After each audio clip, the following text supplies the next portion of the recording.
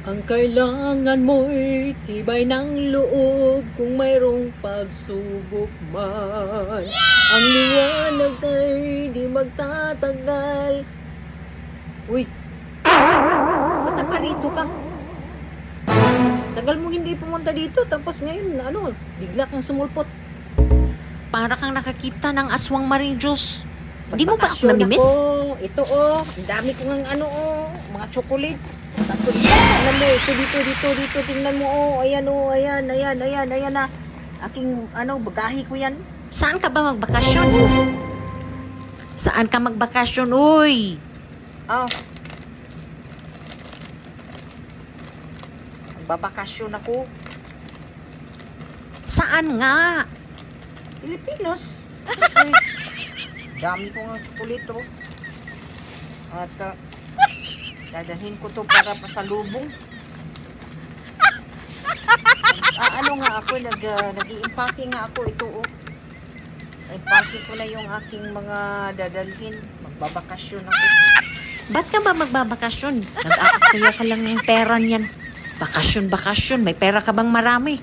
Yung pambakasyon mo, bili mo na lang sana ng bagong sasakyan Hindi ko mo. nga madala-dala tong aking lahat ng mga chocolate.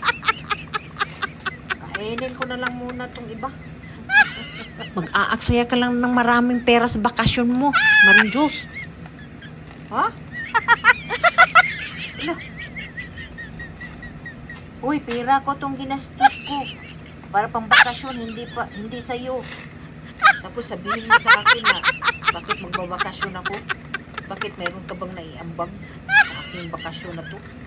Wala ka naman naiambag. Tapos sabihin mo sa akin bakit magbakasyon ako? Totoo din naman Pag magbakasyon sa Pilipinas, maraming perang maaaksaya mo dun. Sana wag ka na lang magbakasyon, Maring Diyos. Concern lang naman ako sa iyo Pera ko ang gagastusin ko, hindi sa'yo.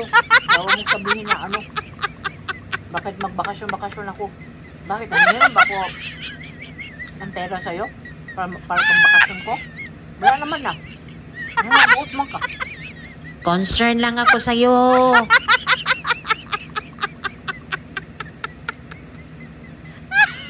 Huwag mong sabihin na ba't magbakasyon ako sa Pilipinas? Hindi naman ako nangingiram ng pera sa iyo para ang gastusin ko para sa aking bakasyon. Sabihin mo na lang na gusto ka rin magbakasyon kaso lang wala kang pera, di ba? Sabihin mo na lang na gusto mo rin magbakasyon sa Pilipinas. Kaysa sabihin mo na ba't magbakasyon ako.